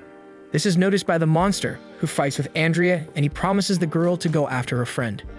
The girl pulls out a magic sword and tries to confront the enemy. This makes him nervous, and he swings his tentacles even faster, trying to stop Andrea. Suddenly, the monster opens its mouth, and a muzzle emerges from it. The girl realizes that now she cannot get close to the enemy. Tevin continues to fight the giant, and with his rhinoceros skin, he causes thunder to shatter the ground. This does not stop his opponent, and he strikes Tevin, which throws the boy onto a pile of stones. Looking at the wounded lad, the giant curses at Code for sending very young lads into a hard battle, but pity doesn't stop him from getting rid of Tevin, regretting that the lad didn't want to switch sides. Rhino tries to fight, but every time his enemies' bodies make contact, he gets sickened by the giant's ability to control the flow of other people's bodies. The giant suggests that the boy step back and accept death so that he won't hurt him again and again. But Tevin gathers his strength again and summons thunder. Then the old man decides to use his axe strike, after which no one has ever managed to survive. Tevin hits the giant with several hard blows, but the villain dodges again, and by grabbing the guy, he pulls all the strength out of him. Tevin grasps for life, but feels it leave his body. At that moment, Lieutenant Brayman appears nearby with a titanium alloy spear. Jumping on the giant's neck, the cop strikes, but the giant throws his opponent off and grabs his axe. Tevin and Brandon stand side by side, preparing for the decisive attack. Lying down with a huge wound in his leg, she is not about to give up. He turns toward his girlfriend and sees that she too has been seriously injured. Meanwhile, Anton, assuming the guise of Kong, goes upstairs to rescue the Prime Minister. Taking out a fake staff, the primate attacks the giant spider. To repel Kong's blows, the spider wraps a web around Peterson and suspends him even higher, promising to return a little later after he defeats the young monkey. The monster asks Kong to step back and not interfere with their business with the Prime Minister, but the monkey refuses and offers to fight. The battle begins right up in the air on the thin threads of a spider web. Seeing that his opponent is not weak, the spider breaks some of the ropes and Kong flies down. To hold on and keep himself alive, he is helped by a fake staff, which the giant spider didn't expect at all. The spider seizes the moment and throws Kong into the wall, immediately after aiming a poisonous dart at him. Anton manages to dodge at the last second. In the next shot, dozens of darts fly at once at the primate, but he applies super speed and escapes from them. The guy manages to hide, but he realizes that he can't save the Prime Minister that way. Kong tries to outmaneuver the spider, but instead he finds himself trapped in a web. The monster unleashes his dart again, seeing that the monkey can no longer hide and escape. But the guy releases his doppelganger, who must help him. She rips off the rest of his birthday suit and prepares to fight. On noticing this, the Titan General also suggests that he join in and fight at their side, so as not to waste his power. The guy tries to shout to his girlfriend to help him get into full Ilios state, but Andrea asks him not to activate combat mode or civilians will suffer. She catches fire and enters the Ilios state, but the general tells the guy that his power is negligible. Despite this, the guy's wounds heal and he can continue fighting. She guesses how the Titan managed to extinguish his flames all this time. He cut off the oxygen, without which the fire cannot burn. The guy tries not to let that happen again, but the monster manages to knock out the flames again, and he tells Chi that they are only delaying the inevitable. Andrea, in a beautiful dress, fights with a giant octopus with the last of her strength, but her shoulder wound takes all the girl's power. Noticing this, the girl's enemy tells her that she can't compete in strength with the men, and the smartest thing she can do is to give up. Taking advantage of her opponent's weakness, the monster opens fire with a cannon in her mouth. As the girl fights off the bullets, the monster tells her that the code is over anyway, and a big change awaits them all. Reloaded, the Titan prepares for another round, not for life, but for death. Rhino and Lieutenant Brandon try to defeat the giant, hoping that his injury has made him weaker. But so far, the monster's strength proves more powerful than that of the Kimyo and the officer. Tevin dodges the giant's fiery axe, but when the giant's huge heel flies into the Rhino's chest, he is unable to withstand it. Using his super suit, Lieutenant Brandon fires a special arrow. Running up, Tevin joins the attack, and the guys surround the monster on both sides, trying to avoid the fiery blade. The monster applies a ferromagnetic grip and lifts the cars and houses around it. It all comes crashing down on Tevin, and the giant sadly reports that the guy is dead. Looking at the lieutenant, the monster realizes that this is an ordinary man, and he praises Brandon for the strength he has in him. The rivals begin to fight, and the giant thinks he won't have a problem with this guy. He can crush him with one punch. Before he falls, Lieutenant Brandon stabs the monster with a knife, but doesn't help. The soldier prepares to accept death, but things begin to explode above them, and Tevin appears behind the Titan in the form of a lion. The giant assesses Kimyo's strength and says that it is comparable to his strength. He again asks the lad to join him, confident that among the Titan generals he will become a god. At this point, an entire police unit gathers around the monster. Spider admires Kong's doppelganger, and she even lets him free Kimyo to take part in an interesting three-way duel. She likes the fact that both monkeys have a mind, but to make sure they don't lose, the spider releases huge poisonous claws. Kimyo and the Titan begin the battle using real staves. The epic battle takes place right on a spider web that can withstand the weight of the fighters and their difficult movements. Kong orders the pole to enlarge, and the doppelgangers apply a monkey strike, receiving poison darts from the spider in return. While Kong distracts the spider, his double climbs up to save the Prime Minister, but a web from the spider's hand prevents him from doing so. Tired of finally fighting the monkeys, the spider pushes them into the center of the cocoon from a great height. But in flight, the twins help each other and are held by the web. The lady spider ascends to the Prime Minister, who begs for his life. But the spider wonders if Peterson doesn't understand what they kidnapped him for. The Titan has come to steal the life and death boxes from the man's mind. Staring into the minister's eyes, the spider takes whatever she needs from his memory. Trying to hide these thoughts proves futile. Continuing his battle with Chie, the Titan asks him a philosophical question: code, evil, or good? Do they overpower the Kimyo or vice versa? Limiting their freedom, for those who belong to the organization are as blindly loyal to it as the followers of other leaders. The monster speaks of what they seek to dominate, so that the victims can rule and order of the world can finally change. Chie does not listen to what his enemy is telling him. Continuing to strike, he disagrees with the Titan's words, admitting that the codes may have been wrong, but they have never intentionally harmed the Kimyo. In the guy's opinion, the ideal would be to maintain a balance between Kimyo and humans, because unchecked power in the hands of one always turns out to be tragic. Enraged, she rises above the Titan enveloped in flames. A fiery crater forms beneath him, destroying everything around him and the heat getting hotter and hotter. Breaking away from his opponent, Andrea asks his buddy to stop and take it down. The building is still full of civilians. The guy has to turn off his superpower, and that gives his enemy another chance. He uses the wind technique to take Hart down. Blow after blow comes down from the enemies, and it becomes increasingly difficult to see which of the opponents wins. But Chi's body once again shows deep wounds. He falls to the ground, and the Titan draws his sword over him, calling the guy a traitor to the higher powers for using his power for nothing. The Titan promises the boy a hard death, after which he will return for his entire family. Tearing about the family, Hart loses control of himself, and the form of Ilios himself appears over him. He seizes his enemy with one hand, stripping him of his limbs and a few seconds later of his life. After the blow, Chi falls to the ground without strength.